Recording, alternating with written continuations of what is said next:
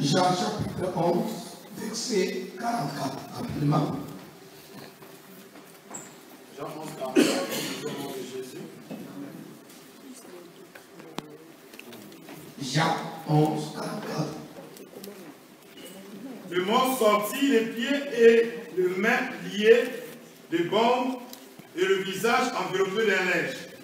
Jésus leur dit, déliez-les et laissez-les aller. La Bible dit, et les morts sortis, le pied et les mains liés des mains, le visage enveloppé d'un linge. Et Jésus leur dit, déliez-les et laissez-les aller. Notre thème, c'est délier-les et laisser-les aller. Qui est-ce qu'on doit délier? Le ressuscité. Lazare qui était mort. Lazare qu'on avait enterré. Lazare qui était un cadavre. La Bible dit, quand Jésus a rencontré la famille de Lazare, il a d'abord cherché à savoir où est-ce qu'on avait mis Lazare. Où l'avez-vous mis? Seigneur, viens et vois. Ils arrivaient au cimetière et Jésus m'a demandé à la famille, ôtez la pierre. Ils ôtaient de la pierre. Jésus cria d'une voix forte, Lazare, sort! Et les morts sautaient. Le pied et les mains liés des bandes. Je peux vous poser la question. D'où venaient les bandes qui liaient les morts et le linge qui était sur son visage? Il avait eu ça dans la tombe. Non, non. Lié par ma famille. C'était lié? Non. Ça venait d'où? Par sa famille. Pardon? Par sa famille. Par sa famille. Pourquoi? Parce qu'il était déjà mort. Pardon? Parce qu'il était mort. Parce qu'il était mort. Il devait avoir les pieds et les mains liés. C'est un rituel. Pardon? C'était un rituel du bander les morts. Pour comprendre bien cette thématique, allons-y voir à la résurrection de Jésus. Lorsque Pierre s'est introduit dans la tombe pour être sûr que Jésus était réellement ressuscité, qu'est-ce qu'il avait trouvé? Par terre, il avait trouvé quoi? Les neiges qui étaient sur son visage et les bandes qui étaient aux pieds et aux mains de Jésus-Christ. Pour dire que c'était une coutume chez les Juifs. Avant d'enterrer un mort, on devait les lier de cette façon-là. Alléluia. Amen.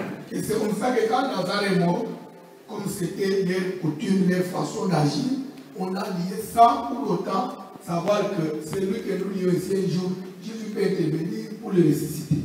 Et quand Jésus a prié, il a ressuscité les morts. Maintenant, les linges et les bandes étaient devenus un obstacle par rapport au miracle que Jésus avait accordé. C'est vrai, le corps était ressuscité, mais il ne pouvait plus s'avancer parce qu'il était lié. Je me suis demandé, Jésus a parlé d'une seule voix. Lazare sort. On dit qu'il sentait déjà oui ou non. C'est ce que sa famille a dit. Les odeurs sont partis, la mort partie, toutes les anomalies qu'il pouvait avoir sur lui, c'était parti. Mais pourquoi les balles, pourquoi les neiges, ça ne pouvait pas tomber automatiquement? Il fallait qu'il y ait une autre intervention. Cela vient à notre enseignement. C'est vrai que Jésus a parlé, les morts étaient revenus à la vie. Mais il reste un deuxième service. Après la résurrection, il va recommander aux disciples de lier-les et laisser-les aller. C'est par là que je vous ai dit, vous devez comprendre une chose. Vous devez arriver à faire la part des choses entre la rédemption et la délivrance. La rédemption, c'est un service que Dieu opère une seule fois. Quand Dieu appelle quelqu'un, il l'appelle par son amour. Vous pouvez être dans quel état? Quand Dieu vous tire de cela, il vous appelle vers lui. Ça se fait automatiquement. Mais ce n'est pas tout. Il y a un autre travail qui doit suivre. Ce travail-là, ça s'appelle la délivrance. Délivrance, ça veut dire quoi? Délivrance, ça vient du verbe délivrer, qui est un verbe d'action. Ça veut dire, c'est le fait de libérer quelqu'un de la domination ou de l'emprise de Satan ou des mauvais esprits. Et cette domination, ça peut concerner soit un secteur de la vie ou soit presque tous les domaines de la vie d'une personne. Est-ce que quelqu'un me suit très bien? Amen. Alléluia. Amen. Alléluia. Amen.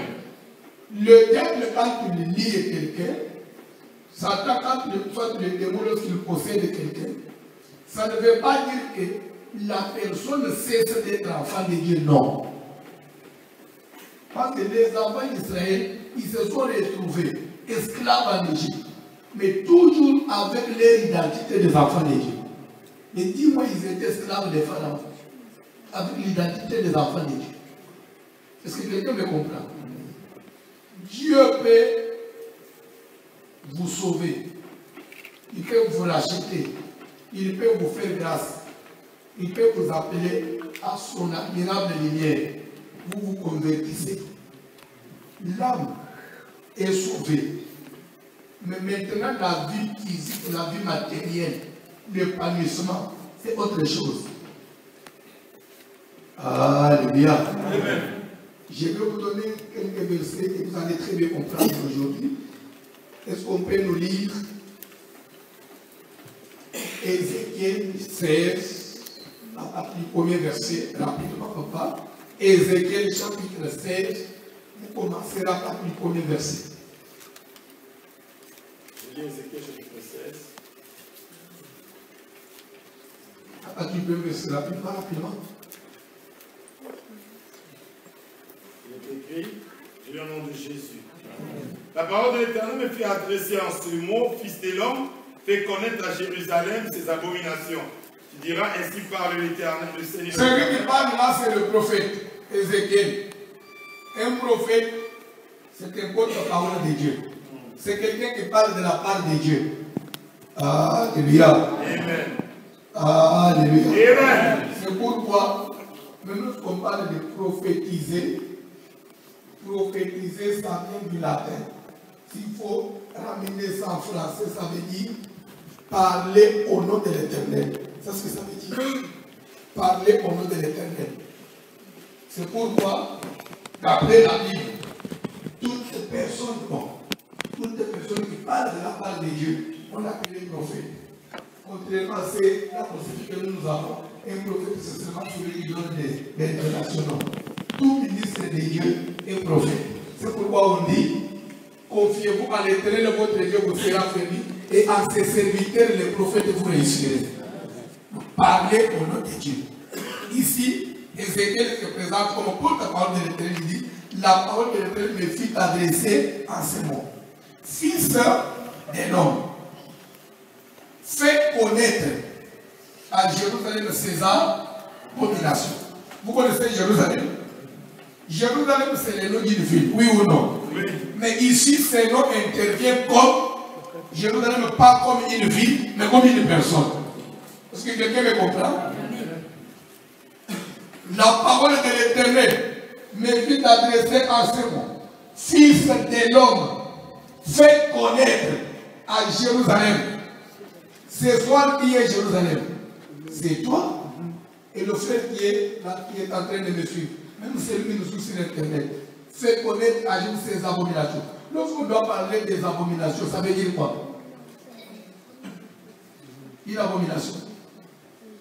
Une abomination, c'est un péché. Ce sont des fautes, oui ou non? Oui. Fais connaître à Jérusalem ses erreurs, ses fautes graves. Et les fautes graves de Jérusalem, c'était quoi, rapidement? Tu diras. Ainsi parle l'Éternel à Jérusalem. Par ton origine et ta naissance, tu es du pays de Canaan. Stop. La première abomination que Dieu constate dans la vie de Jérusalem, c'était quoi? Par son origine et sa naissance. Il ne vient pas d'une bonne origine. Il vient du pays de Canaan. Or, vous connaissez Canaan, ce que ça veut dire. Amen. Alléluia. Canaan, c'était qui? C'était un des petits-fils de Noé. Lorsque le troisième fils de Noé, Cham, avait vu la nudité de son père. Et Noé, quand il s'est réveillé de son vin, il va faire quoi? Il va maudire le fils de Cham. Béni soit les lieux des scènes, et que Dieu étende les possessions déjà faites. Maudit soit Canaan, qu'il soit l'esclave des esclaves de ses frères. Maintenant, Dieu va dire à Jérusalem, Ézéchiel, fais connaître à Jérusalem son problème. Pourquoi dans sa vie ça ne marche pas? C'est parce que son origine est mauvaise. Il vient du pays de Canaan. En d'autres termes, il est descendant de qui? De Canaan. Qui dit Canaan dit l'enfant maudit. Dieu dit c'est une erreur. Jérusalem qui ne devait pas naître de Canaan. En tout cas, si quelque part, moi et toi, là où on ne se met pas d'accord, ça partit de ton origine. Tu es du pays de Canaan. Comment il est du pays de Canaan? Ton père était un Amoréen. Ton père était un Amoréen parmi les tribus de Canaan. Et ta mère, une Étienne. c'est-à-dire elle venait de Heth. À ta naissance, au jour où tu naquis, C'est vrai. Ton père, mauvaise origine. Ta mère, une mauvaise origine. Déjà, c'est un problème. Est-ce que quelqu'un me suit? C'était déjà un problème. Du fait de naître de parents cananéens. Mais un autre problème que Dieu va encore constater, que Ézéchiel va révéler à ce monsieur, à ta naissance, au jour où tu naquis. Continuez. ton nombril n'a pas été Ton coupé. cordon n'a pas été coupé. Tu n'as pas été lavé dans l'eau pour être pur. Purifié. Tu n'as pas été frotté avec du sel. Et tu n'as pas été enveloppé dans le linge. Nul n'a porté sur toi un regard de pitié pour te faire une seule De ces choses. Comment ça peut marcher? Que Dieu vous bénisse. Je vais me l'expliquer. On dit, fils de l'homme, parle à Jérusalem. Fais connaître à Jérusalem ses abominations. Par ton origine et ta naissance, tu es du pays de Canaan. Pourquoi du pays de Canaan? Ton frère était Amoréen. Ta mère dit Étienne. À ta naissance, au jour où tu naquis, ton nombril n'a pas été coupé. Je vais d'abord vous expliquer ce qui se passe. Pourquoi Dieu parle de nombril qui devait être coupé. Mais si Canaan, Jérusalem, lui, il a évolué, il a grandi sans que l'ombril soit coupé. Le rôle de l'ombril, c'est quoi? Est-ce que je peux parler? Amen. Lorsqu'une femme conçoit, le bébé, le fœtus, il se développe, le bébé, il est renfermé dans le placenta. Le placenta se trouve dans l'utérus, ce que vous appelez communément matrice. Est-ce que quelqu'un me comprend? Est-ce que quelqu'un me comprend? Et l'enfant, dans le placenta, il n'est pas attaché à quelque chose. À l'intérieur du placenta, il y a un liquide, il y a de l'eau. C'est ce qu'on appelle le liquide amniotique. Il y a de l'eau. Et l'enfant se trouve comme dans un ballon d'air. Et ce ballon-là est rempli de l'eau, de liquide. Il est dans ce liquide-là. Pourquoi Dieu a fait ça? C'est là, ça joue le rôle d'amortissement. C'est-à-dire que même si la femme enceinte fait des mouvements, vous pouvez même bouger, toucher à quelque chose. L'enfant dans ce liquide-là, il nage, il ne peut pas avoir les chocs extérieurs. Regarde, il est protégé par ce liquide-là. Mais l'enfant dans l'utérus, il ne respire pas. Ça, vous connaissez? L'enfant ne respire pas. Est-ce que quelqu'un me comprend? Les poumons ne fonctionnent pas. Mais il vit. Il vit comment? L'enfant ne mange pas. La bouche est fermée. Mais il vit comment? Au niveau de l'abdomen, il y a l'ombril. L'ombril de l'enfant est attaché à la placenta de la maman. Amen. Alléluia. L'ombril est attaché au placenta de sa maman. Le placenta, il colle dans la cavité utérine, dans la matrice. Je suis corps médical. Je ne vais pas demander, c'est ça que vous dépassez. Amen. Amen. Et l'utérus, le placenta est attaché à l'utérus. L'enfant est dans le placenta. L'enfant ne touche pas l'utérus. Lui, il est dans cette enveloppe là, placenta, qui colle à la matrice. Et maintenant, dans le placenta, lui n'est pas collé, l'enfant n'est pas collé, il est libre, mais il a seulement l'ombril qui colle au placenta, et le placenta colle dans la cavité utérine, à l'intérieur de la matrice. Cette enveloppe là, ça colle. Et maintenant, tout ce que la maman mange,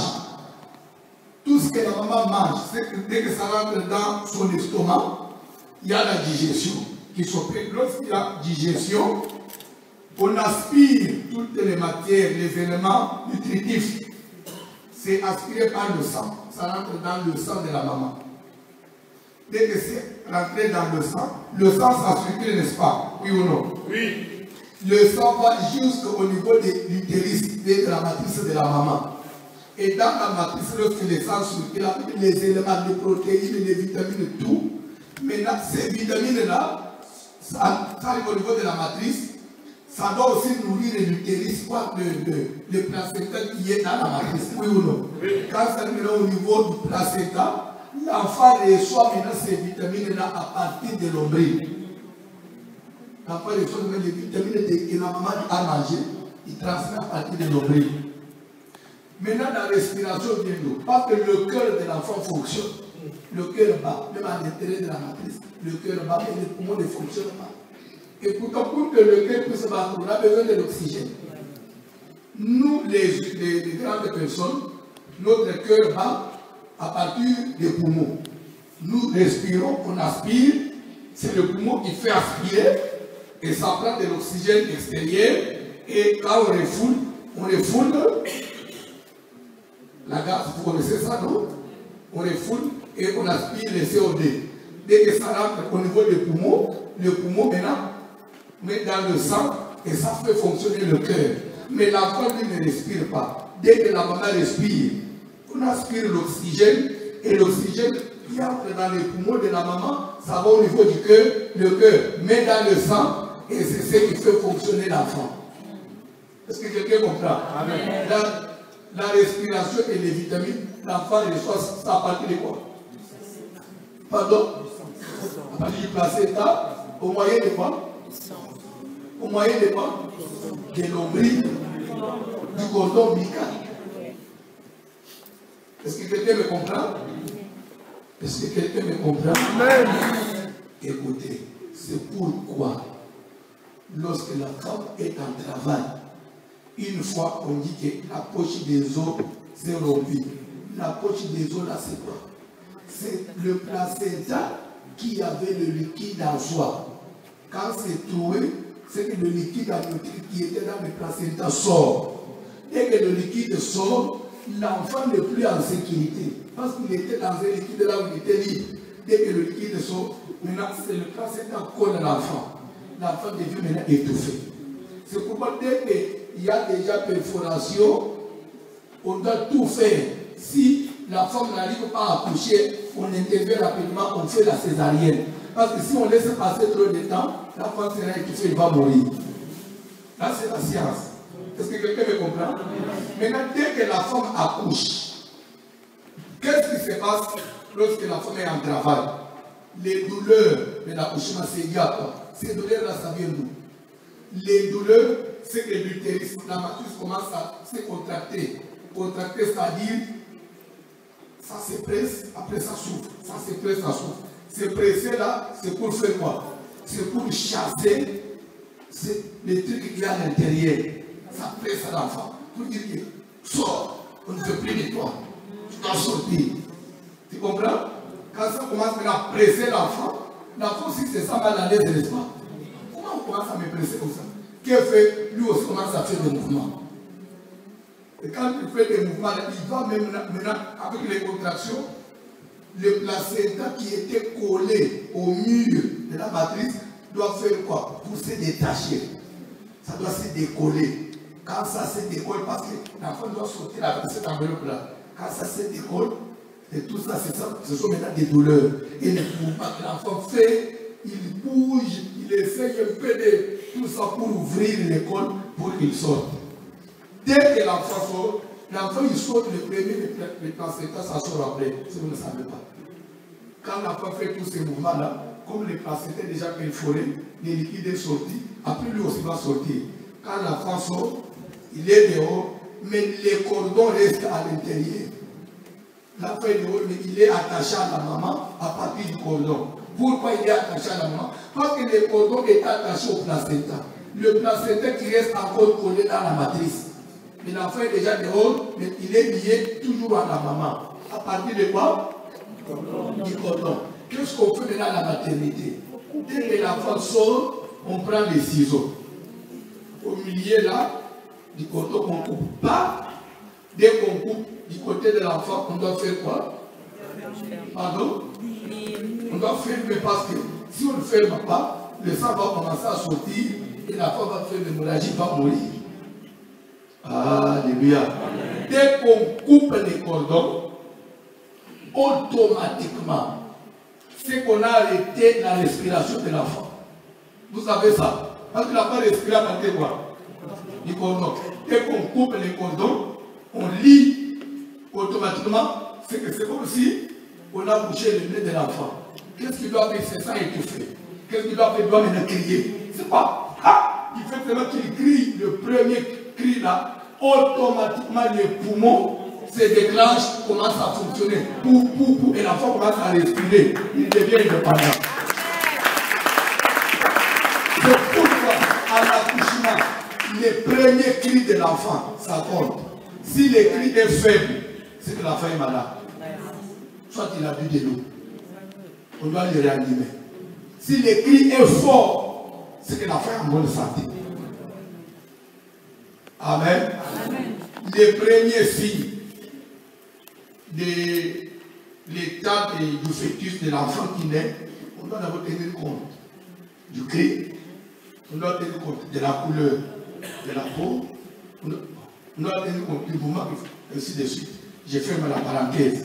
Je ne suis pas dans la médecine, je rentre dans la prédication. Maintenant, Dieu nous l'amène dans cette technologie pour dire, par ton origine, tu es du pays de Ghana. Ton père était, vous n'êtes pas ici, ton père était un Morénais. Ta mère est une chrétienne. Et à ta naissance, parce que les gens qui constatent que l'origine est mauvaise, oui ou non? Mais à ta naissance, au jour où ton cordon n'a pas été, c'est-à-dire que du fait que vous soyez d'une mauvaise origine, après la naissance, on devait ne fût que même vous aider à faire quoi? À couper le cordon. Quand on coupe le cordon, c'est qu'on vous a séparé de la maman qui était mauvaise. Mais toi-même, le cordon n'a pas été coupé. C'est que malgré que vous avez une mauvaise origine, vous êtes toujours resté attaché. Quand même vous êtes déjà sorti du ventre, vous êtes né, vous êtes en dehors de la maman. On devait couper pour que tu sois indépendant, mais chez toi, cela n'a pas été fait. Jérusalem, c'est ça la reproche que moi, Dieu, je t'ai fait. Est-ce que quelqu'un me comprend? Ça veut bien parler de l'accouchement. Au jour où tu naquis, l'accouchement. Et pourtant, un jour, un monsieur, docteur de la loi, il est allé voir Jésus de nuit. Je parle de Nicodème. Il a dit, que doit faire un homme? Parce que je sais que quand tu es un docteur venu de Dieu, car nul ne peut faire les miracles que tu fais si Dieu n'est pas avec lui. Qui connaît la réponse de Jésus? Nicodème. Si quelqu'un est né de nouveau, il ne peut voir le royaume de ciel. C'est que quand nous venons au Seigneur, nous naissons. Amen. Jésus. Qu'est-ce doit faire un homme pour avoir la vie éternelle? Jésus a dit quoi? Il faut que la personne naisse de nouveau. Nicodème dit à cet âge, comment quelqu'un peut naître de nouveau? Faut-il que je rentre dans le ventre de ma mère? Je dis, monsieur, tu es un docteur de la loi, mais tu ne comprends pas ces choses. Il faut que vous soyez nés d'eau et d'esprit. Pour dire que dans le Seigneur, quand nous nous convertissons, c'est que c'est une nouvelle naissance. Oui, mais quant à cette naissance-là, Jésus ne dit pas que vous êtes nés. Il faut maintenant, après l'accouchement, qu'on fasse quoi? Qu'on puisse couper les cordons. Les cordons ne les coupent pas dans le ventre. On coupe les cordons de l'enfant qui est déjà sorti du ventre. Comme Lazare, il était dans le ventre de la terre. Quand il est sorti du ventre de la terre, on devait couper les cordons qui liaient Lazare. Mais si on n'a pas coupé les cordons, Lazare ne peut pas aller loin. C'est pourquoi Jésus a dit de lier-les et laisser-les aller au-delà de Dieu. C'est lui qui est sorti du ventre de la terre. Pour dire quoi? L'église de Jésus, c'est une maternité. C'est une maternité. C'est là où les gens naissent. Nous prêchons, nous évangélisons pour gagner les âmes au Seigneur. C'est que nous sommes en train l'église est en train d'accoucher chaque jour. Dès que les gens s'ajoutent à l'église, ce sont des bébés qui sont nés. C'est pourquoi vous présentez les nouveaux venus. C'est pourquoi vous accueillez les nouveaux venus à l'église. C'est-à-dire que ce sont des nouveaux bébés qui sont venus dans la maternité du Seigneur. Mais ces bébés-là, parce qu'ils sont nés, toi, pasteur, il faut les aider. Il faut savoir qu'ils viennent d'où pour l'aider à ce qu'il soit libre. Chercher à couper les cordons ombilicaux, c'est ça même les notions de la délivrance. Tout bébé dont on n'a pas coupé les cordons ombilicaux, il a un problème. Parce qu'il reste attaché à sa maman. Il reste attaché à sa mauvaise origine. Lazare, bien sûr, vous avez dit qu'il avait des bandes qui venaient d'où? Qui venaient de sa famille, qui venaient de ses origines. Parce qu'il est né, il fallait maintenant faire quoi? Les délier de ses mauvaises origines.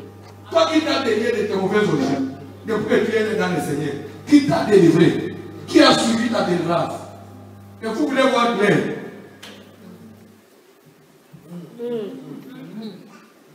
J'ai pris. C'est comme si je ne prie pas. Même pour là, vous prenez mon nom médical. Je vais vous expliquer un autre élément. Je peux parler? Je peux parler? Je vais parler de la science. Et là, vous allez comprendre qu'il est très intelligent. Vous savez, quand on a découvert le sida, on interdisait à une séropositive de concevoir et de mettre au monde, oui ou non? Oui. Vous savez ça? Et lorsque on a évolué avec la science, après, on a compris que non, c'est une erreur. Parce qu'une femme sidatique, qui sort aussi avec un homme sidatique, lorsque la femme conçoit, pendant tous les 9 mois que l'enfant est dans le ventre de sa maman, l'enfant n'a pas le sida. Pourquoi? Parce que Dieu, tellement qu'il est intelligent, il y a ce qu'on appelle la médecine la barrière placentaire. La barrière placentaire, ça veut dire barrière, vous comprenez? Barrière placentaire. C'est-à-dire que l'enfant qui vit dans le ventre de sa maman, il vit au départ de sa maman à partir du cordon, oui ou non? Il reçoit les vitamines et la respiration à partir de sa maman. Mais le sang de la maman n'arrive pas chez l'enfant.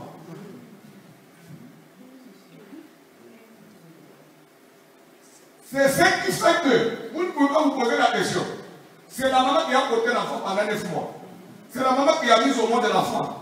Quand l'enfant est malade, il a besoin du sang, il a l'anémie. On ne peut pas automatiquement prendre l'enfant, le sang de sa maman, transfuser, non. On doit d'abord faire le groupe. Et après, on vous dit, le sang de la maman n'est pas compatible avec le sang de son fils. Pour dire que c'est ça, même dans le ventre, ça ne se mélange pas. Parce que si ça se mélange, comme ce n'est pas compatible, l'enfant est mourir. Maman peut être des groupes O positifs, l'enfant il est des groupes A négatifs. Papa il est du groupe B positif. L'enfant vit avec son sang. Et tous les 9 mois, le sang de la maman n'arrive pas chez l'enfant. Tout ce que maman mange, quand ça vient dans les cordons, ça arrive au milieu là. Ça s'arrête. Le sang se transforme. Seulement les vitamines, ça passe. L'oxygène, ça passe. Mais le sang de la maman s'arrête à une barrière qui est créée. Et le sang de la maman est refoulé. l'enfant lui prend seulement les vitamines et il se développe avec son propre sang à partir de ces vitamines-là. Et l'enfant, il a son sang quand? Seulement depuis les jours de la fécondation. L'enfant développe son sang, il développe son caractère, il développe son groupe, il développe ses histoires à lui. Et même lorsque la maman prend des médicaments, il y a des médicaments, quand vous, maman, vous prenez, vous êtes enceinte, ça n'arrive pas chez l'enfant. Mais vous avez trouvé sur d'autres notices de certains médicaments, on a dit, interdit à la femme enceinte. Pourquoi on interdit à la femme enceinte? Ce sont des genres de médicaments qui traversent la barrière placentaire. Ça, il y a des médicaments têtus. Ça traverse, ça n'obéit pas, ça ne s'arrête pas à la barrière. Ça traverse. Comme ce médicament, lui, traverse la barrière, comme c'est la dose élevée de la maman, si on laisse la maman prendre ça et qu'il est enceinte, quand ça va traverser, comme la dose est élevée, ça va tuer l'enfant. On dit non, lorsque vous êtes enceinte, ne prenez pas ces médicaments. Pourquoi? Parce que ça va traverser la barrière placentaire. Mais le reste des médicaments, ça s'arrête. Ça ne passe pas chez l'enfant. Vous comprenez que Dieu, il a fait que l'enfant ait sa vie à nous. Amen. Amen. C'est pourquoi, quand l'enfant sort, je peux évoluer, je parlais du sida. Tous les 9 mois que l'enfant est dans le ventre, l'enfant n'a pas le sida. Mais maman a le sida. Papa a le sida. Et l'enfant n'a pas le sida. Maintenant, l'enfant reçoit le sida quel jour? L'enfant, il est contaminé les jours de l'accouchement. Quand? Lorsque maintenant on coupe les cordons, par cette manipulation, comme l'enfant saigne, et maman aussi saigne, le sang là, dès que ça se touche, l'enfant reçoit le sida. Que faire? Maintenant, en médecine, on a étudié, on a maîtrisé ça. D'abord, la femme qui est atteinte, lorsqu'elle va accoucher, on lui donne un comprimé. Il y a un comprimé qu'on lui donne. Et de deux, les femmes là qui sont, les femmes sages, doivent être avisées que la femme là est atteinte. Faites tout pour que la femme ne se comprenne pas. Et pour couper les cordons, on les coupe avec prudence. Il y a une technique que les femmes sages doivent appeler. On coupe directement, on éloigne l'enfant. Et on va interdire à la femme atteinte d'allaiter le bébé. On ne va pas lui donner, tu ne peux pas lui donner votre lait maternel. Il va prendre seulement le biberon. Et la femme va grandir sans sida. Même si maman mourait, l'enfant reste, il est sauvé. Dieu est très intelligent. Très, très intelligent. C'est pourquoi il dit, il faut que l'enfant qui est né, on fasse quoi? Pourquoi on doit couper? Pour séparer l'enfant des condamnations de sa maman. Même en médecine, si la maman a le sida, quand on coupe les cordons, on sauve l'enfant. Il n'a pas le sida. Maintenant, spirituellement, c'est païen qui est né, qui est venu au Seigneur.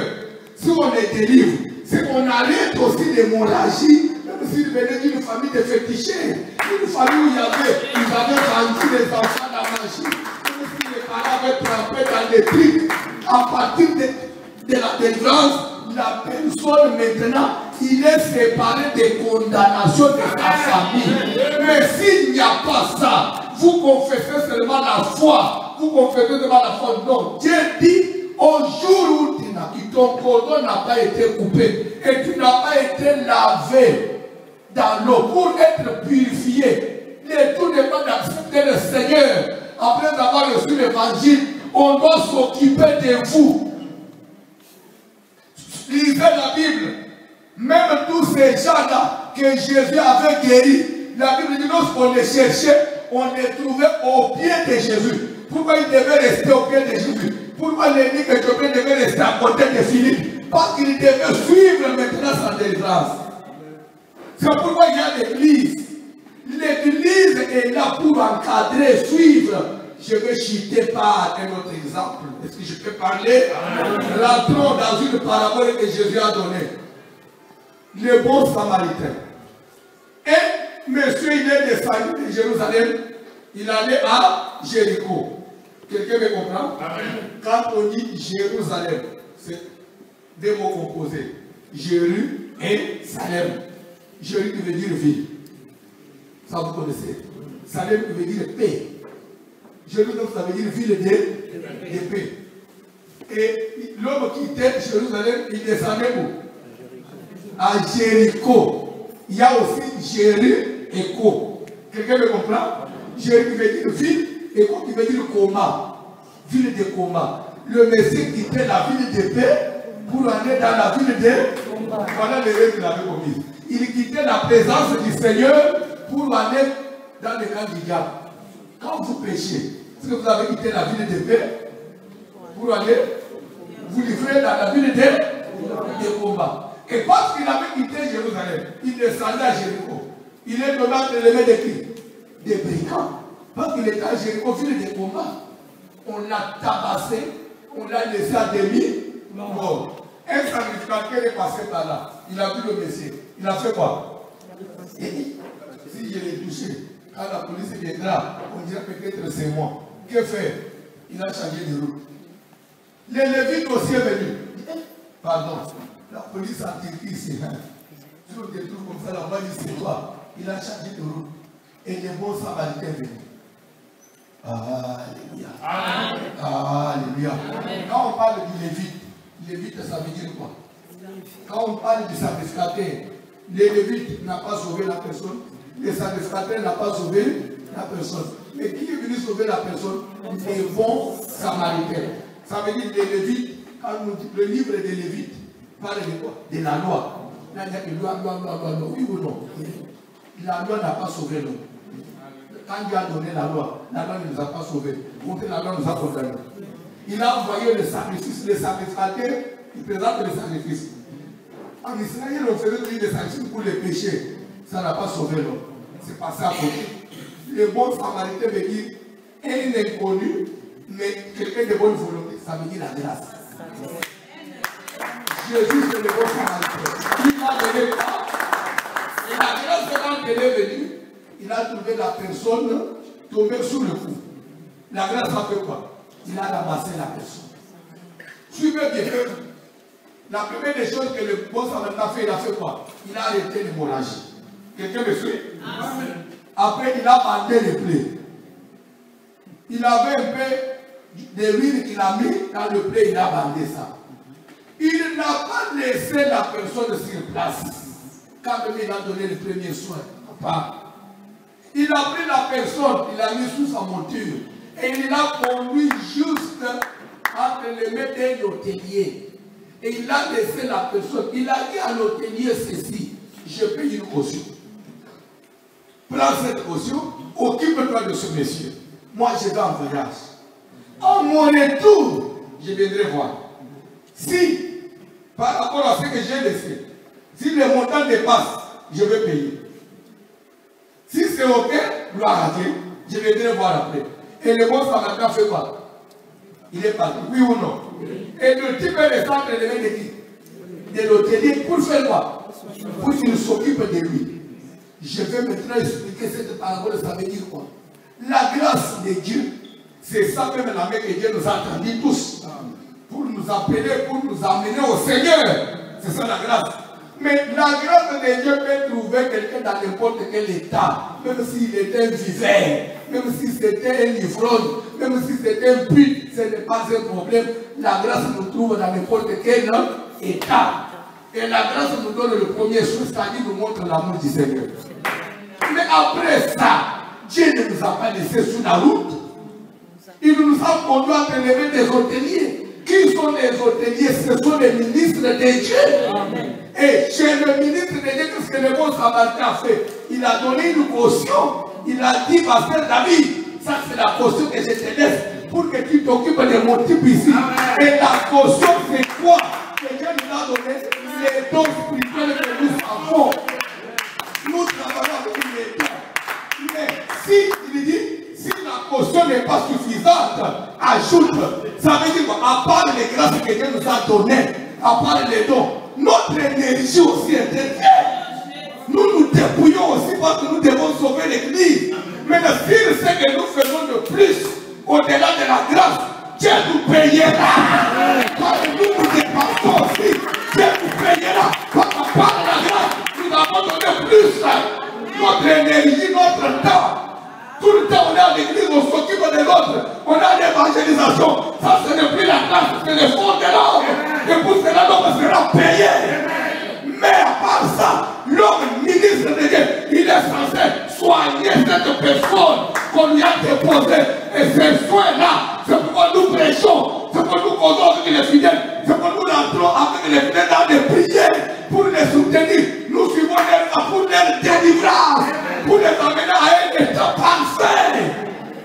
Mais si à l'église il n'y a pas de délivrance, l'hôtelier fait quoi? C'est que c'est quelqu'un à qui on n'a rien laissé. Toi, ne s'occupe pas de toi. Tu es venu faire quoi? C'est que tu passes ton temps à l'église. Nous avons besoin des hôteliers. À qui on a laissé la caution? Quand tu sors aujourd'hui, demande à ton pasteur, est-ce qu'on t'avait laissé la caution? Est-ce que quand on t'avait laissé la caution? Pourquoi tu me laisses dans mes plaies? Pourquoi tu souffres? Depuis que j'ai mes problèmes à l'église, le pasteur ne s'occupe pas de moi. Même pas prendre le temps pour me dire pourquoi tu ne mets pas au monde. Est-ce qu'on ne peut pas rentrer dans un service de 3 jours? Nous allons prier pour ton cas de maternité. Aujourd'hui, il y a des pasteurs qui sont toujours en l'air. Il n'a pas le temps même de rentrer dans les prières. Prier pour ceux qui ne trouvent pas le visa, ceux qui ne peuvent pas voyager. Je verrai après ce service, les gens qui ont raté les voyages, que les pasteurs rentrent la rue, ces gens dans les champs de prière, ils viennent pour eux, ils viennent poser les mains, ils peuvent ouvrir la route. S'il y avait des réclamations de leur famille, s'il y avait une main noire derrière qui empêche à cette fille de voyager, que la route puisse s'ouvrir. Et cela se fera avec l'aide de l'hôtelier. Déliez-les. C'est un ordre. Je l'ai dit aux hommes de Dieu qui étaient là. Déliez Lazare. Quels sont les ministres de Dieu aujourd'hui? Les ministres de Dieu sont là en train de contempler un mot de nécessité mais qui est lié, qui ne s'est pas passé. Les gens qui viennent à l'église, ils viennent avec leurs problèmes. Quand on ne les aide pas, afin de voir qu'ils vont entrer dans le monde parce qu'il n'a pas vu clair. Amen. Il a décidé de décourager aujourd'hui. Parce qu'il a des problèmes. Le pasteur ne sait pas ce qu'il doit faire.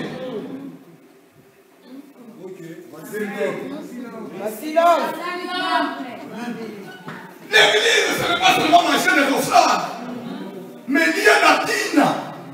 Il y a un bon bateau, on y passe.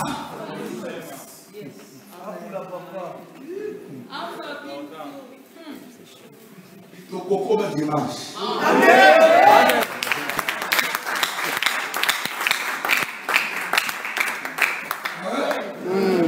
Les cordons. Demandez pas celui à tes côtés.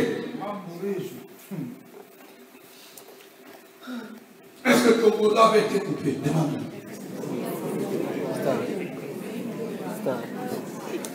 J'ai dit à Jérusalem qu'il a jeté. Personne n'a jeté sur toi un regard de pitié pour te faire une de ces choses. Quel est ce ministre de Dieu qui avait eu pitié de toi? Qui avait vu ton problème et a dit il va t'assister à la prière? Jérusalem, tu t'es d'une mauvaise origine. Là, dans l'essence, ceux qui étaient là, ils devaient t'assister. Et qu'est-ce qu'ils ont fait? On ne t'a pas assisté. C'est pourquoi moi, Dieu, je ne sais pas agir. La délivrance. Vous avez besoin de la délivrance. C'est vrai, la grâce que vous l'avez. Tu peux prier, tu peux modérer, tu peux chanter, les gens pleurent, tu peux prophétiser, parler en âme. La grâce est trop belle. C'est des chaînes. Lazare peut ressusciter, mais pour aller où? Depuis que tu es dans le Seigneur, tu es où? Nulle part. Les promesses de Dieu sont devenues des récitations. Mon peuple sera la tête. La tête. Beaucoup d'effets. Maintenant, toi, tu es prêt ou bien tu prêtes? Dans ma tribu, pas de femmes stériles ni celles. Combien d'années dans les mariages sans enfants? Toutefois, dans le Seigneur, il n'y a pas eu de femme sans mari. Vous avez où même? Dans le Seigneur.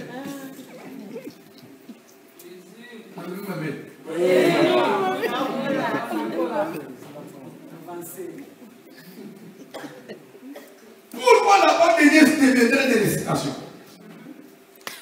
Pourquoi l'Église ne peut plus expérimenter la puissance de Dieu? Où est cette Église-là que Jésus avait laissée? L'Église primitive, où l'ombre des pierres pouvait guérir les malades, où les mouchoirs qui avaient touché les bonnes de Paul pouvaient guérir et chasser les démons. Où est partie la puissance de Dieu dans l'Église? L'Église est restée seulement l'église des histoires et des histoires. Quand le pasteur voyage, quand il est là, il commence à vous parler de ses voyages et de l'hôtel de 5 étoiles là où il avait été logé. Est-ce que l'Église a besoin de ça? De la beauté de sa femme. Et des grands hommes qu'il avait rencontrés dans le voyage. Et les gens disent, Teya, Teya, Teya. Qu'est-ce qu'il a dit de bon?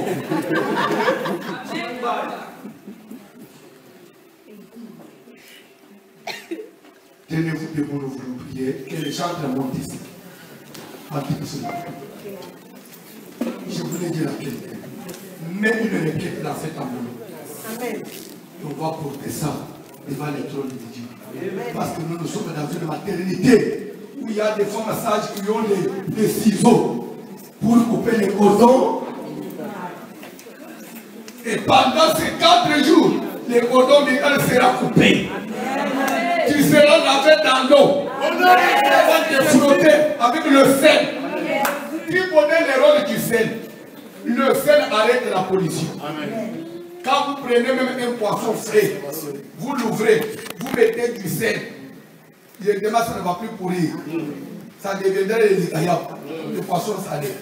Pourquoi? Parce qu'avec le sel arrête la pollution.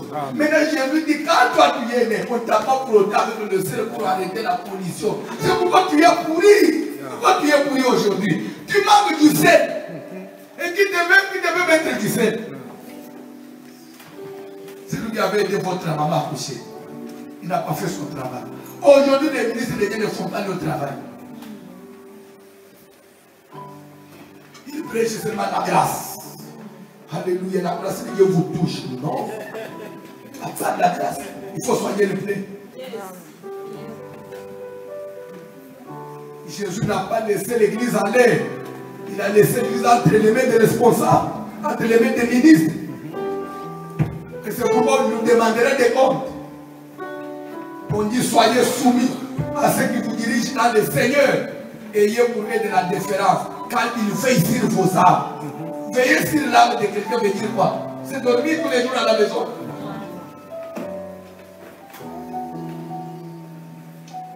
Cantez-vous s'il vous plaît. Balobinanga Yesuwe Yosalaga Bikama Yesuwe Yangonage Yesuwe Salela Yesuwe Oh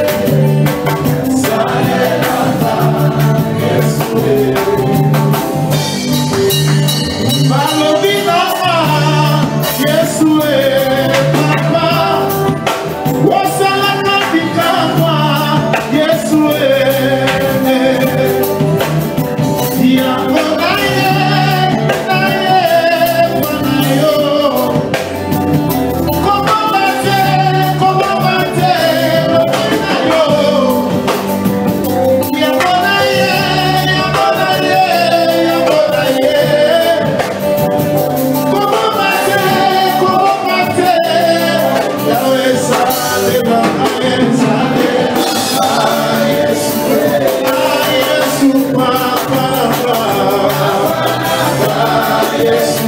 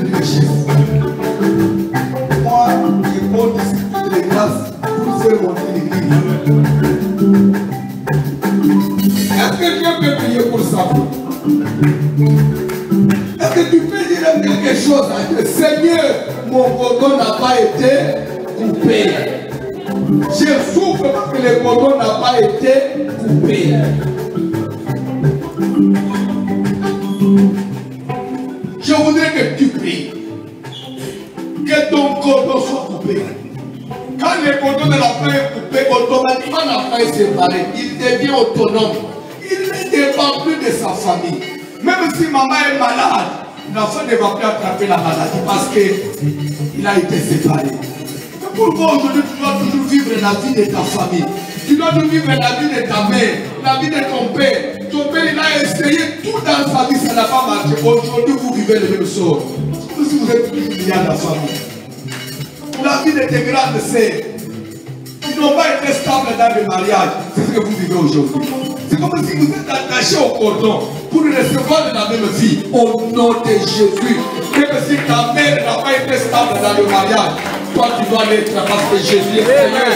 Si ton père n'a pas réussi dans sa vie, mais quand tu réussis, quand Jésus est Seigneur, que le feu de Dieu descende et consume, que les bonheurs s'écoutent, priez maintenant au nom de Jésus. Alléluia.